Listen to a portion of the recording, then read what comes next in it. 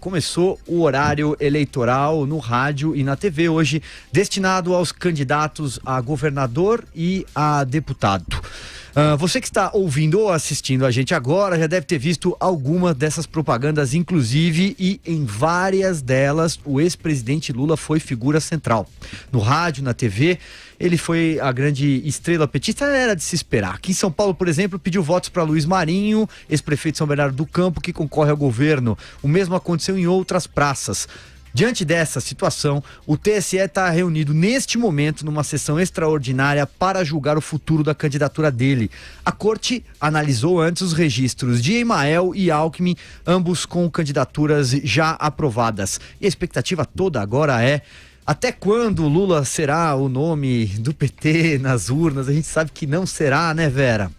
Pois é, agora estão reunidos para discutir. O ministro Barroso está apresentando o seu voto.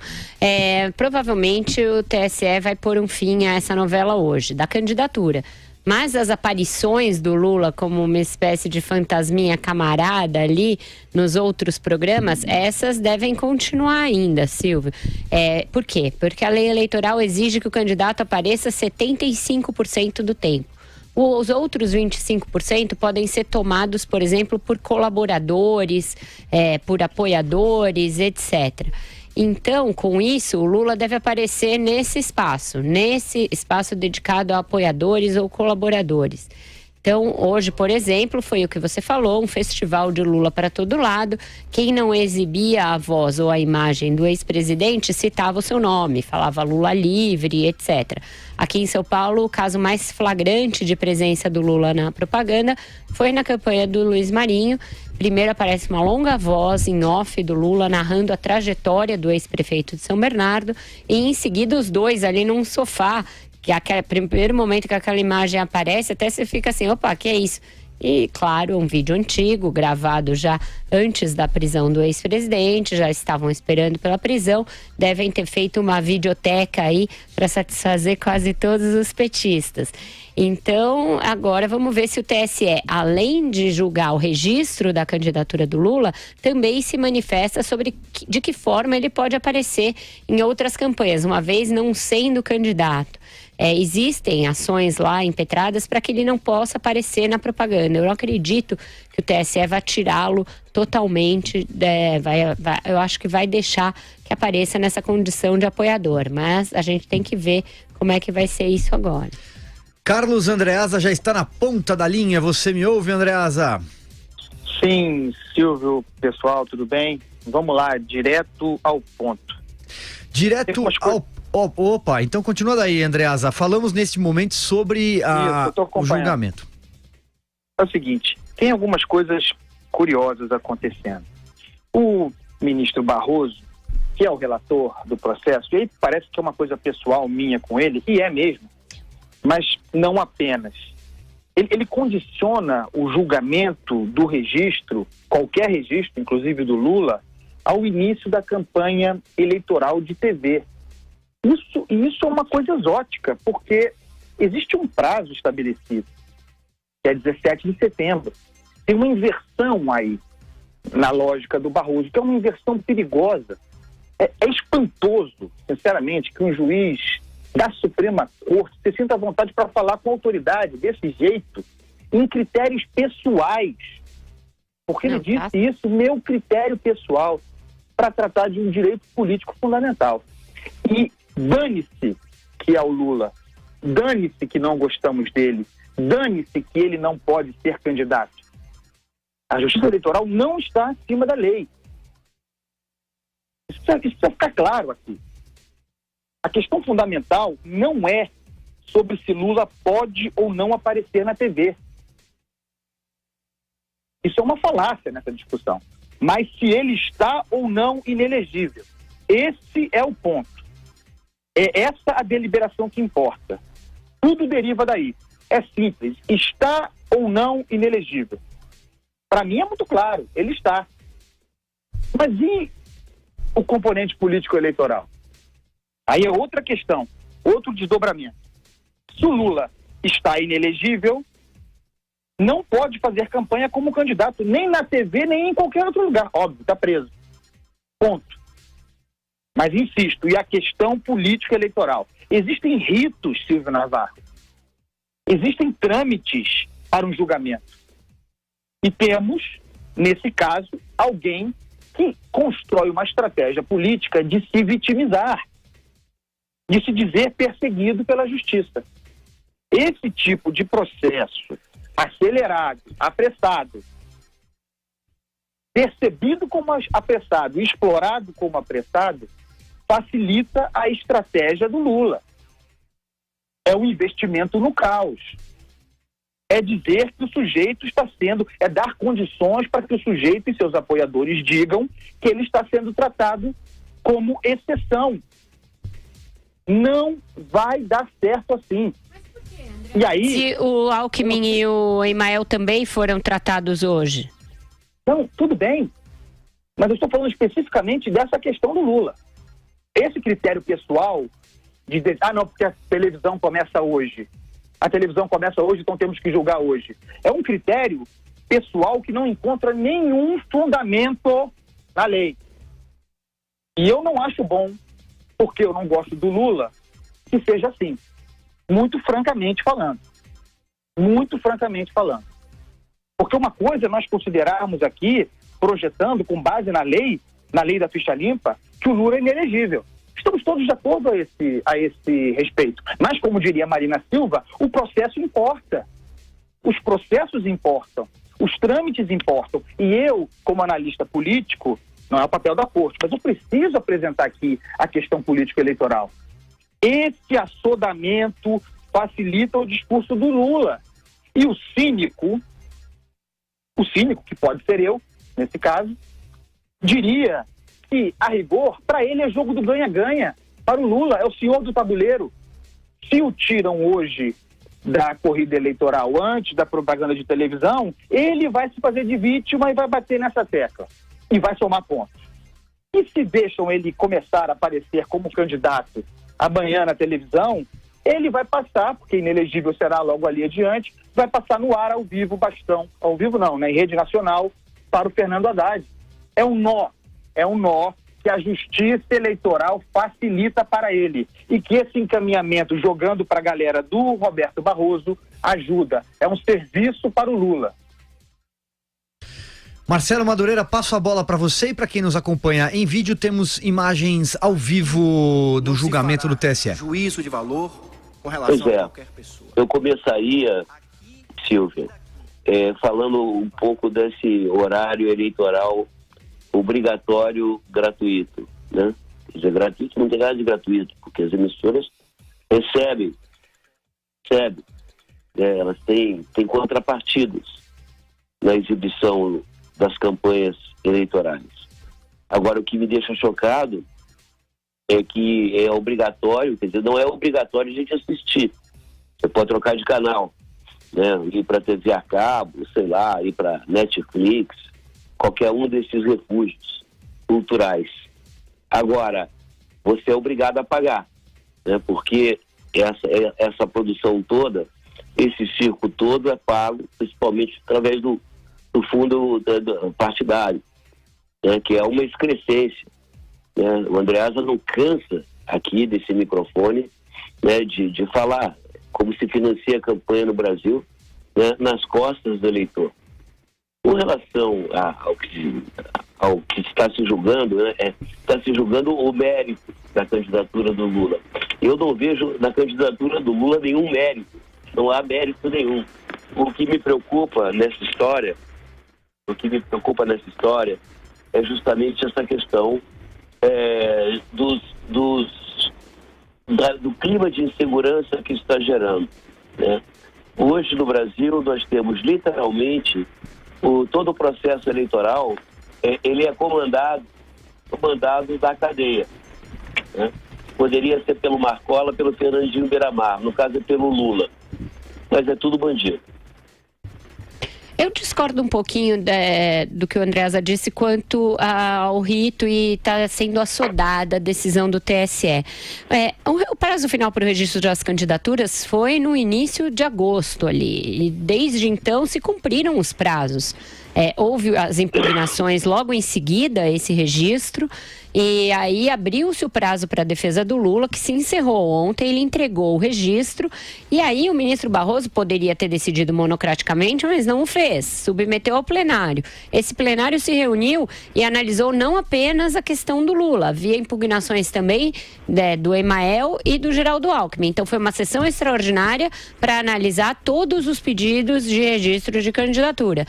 Eu acho que a gente vem cobrando há algum tempo aqui que se decida essa questão, que não é uma questão lateral da eleição, é a questão central, fulcral da eleição. Se a Justiça Eleitoral deixa correr frouxo esse negócio, eu acho que aí sim ela se submete ao jogo do PT e deixa o Lula esticar essa corda até o infinito de trás das grades. A situação é uma situação excepcional, a princípio, ela é excepcional por uma série de circunstâncias. E há um monte de excepcionalidades. Ele está preso após condenação em segunda instância, mas não trânsito em julgado, e isso já foi controverso, já dividiu o STF. Ele registrou a candidatura mesmo estando preso, e isso é inédito na história da República. Tem uma série de situações inéditas. E o PT vai esticando ao máximo e fazendo questão de criar para justamente esgarçar o tecido das instituições. Ou as instituições têm uma reação que se assemelha em termos de, olha, a gente vai colocar um limite, a gente vai demarcar um momento em que chega desse negócio, sem atropelar nada, é claro, porque ele teve todo o prazo de defesa de que fala a lei, ou então a gente vai levar um grau de incerteza à eleição, que aí sim a gente está correndo um risco democrático ali na frente. Eu acho que o TSE chega um momento que tem que se impor como autoridade. E está fazendo isso por meio do seu pleno. Então eu não vejo como isso possa ser questionado. É a mesma coisa do HC do Lula. Foi colocado antes porque era um HC de alguém que estava ali para ser preso e tinha que ser julgado. Eu acho que as circunstâncias são excepcionais e exigem que a justiça esteja atenta para julgar em tempo hábil as coisas. Eu acho que a gente cobrou aqui, inclusive, muitas vezes, que a Justiça Eleitoral resolvesse essa questão o mais prontamente possível. Se tivesse suprimido o prazo de defesa do Lula, poderia concordar. Neste caso, eu acho que está certo.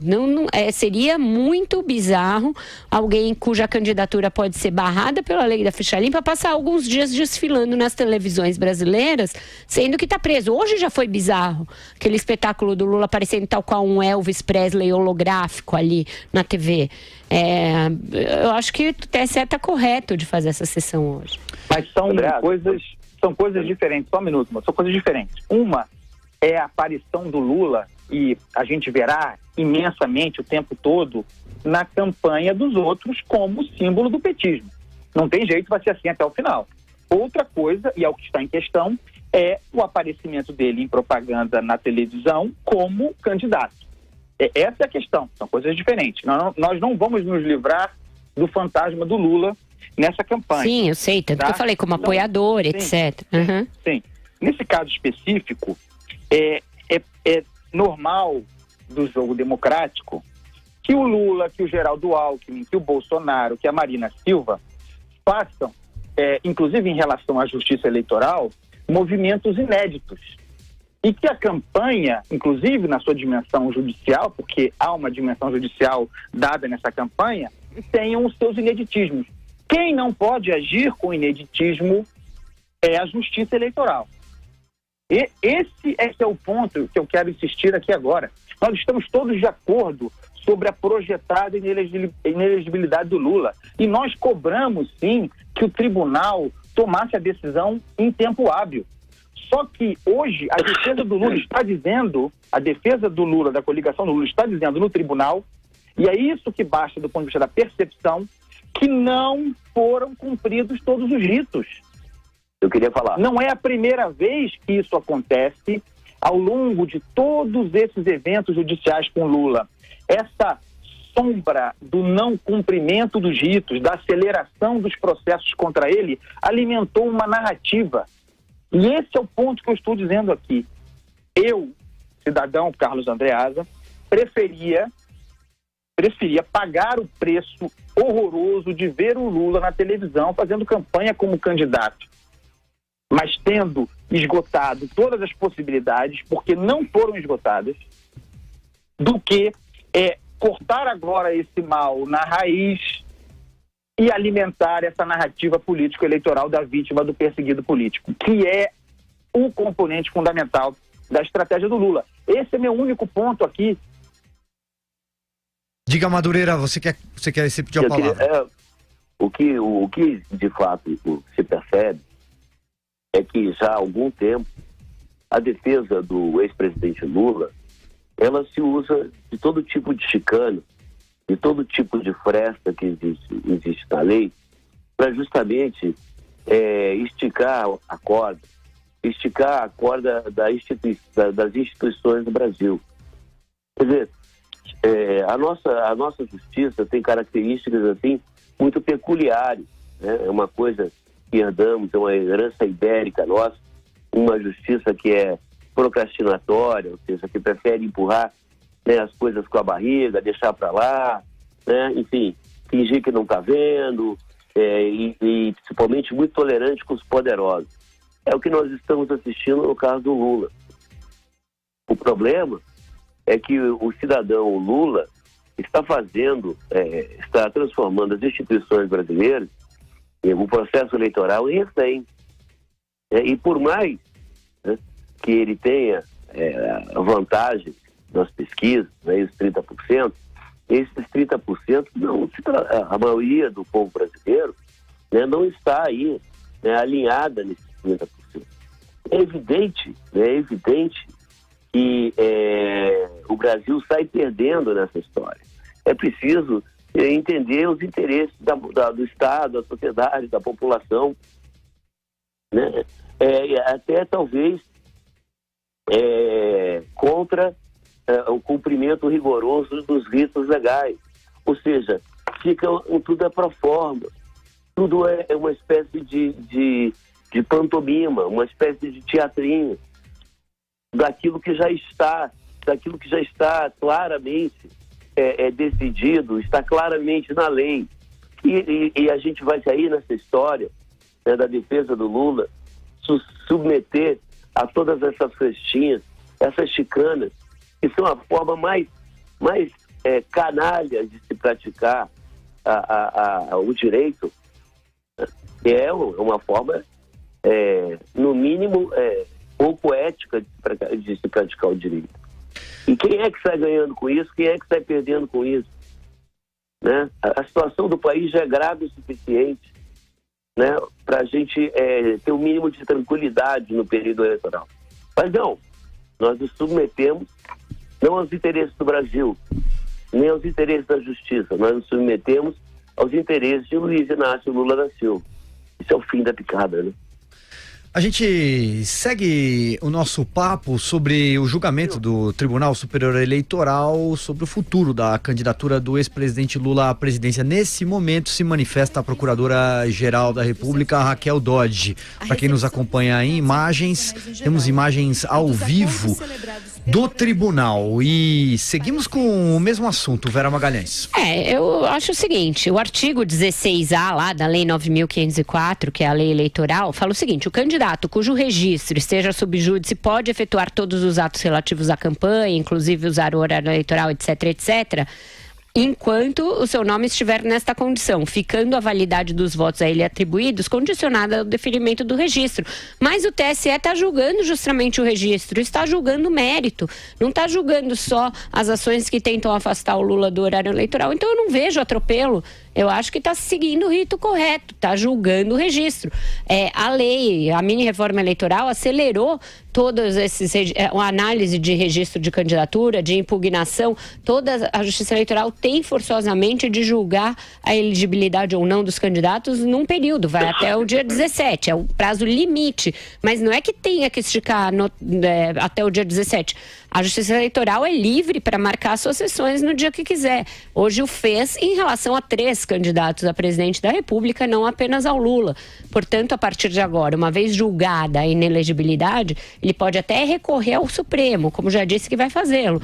Mas os prazos foram, sim, respeitados. Não é que precise ir até o dia 17. O dia 17 é o prazo final para análise de registro de candidaturas em geral, não o caso do Lula. No caso do Lula, um recurso se encerrou ontem, ele apresentou e o TSE está julgando. Eu não vejo mesmo esse atropelo, de verdade. Mas olha aqui, ninguém disse, pelo menos eu não disse, que tem que ir até o dia 17.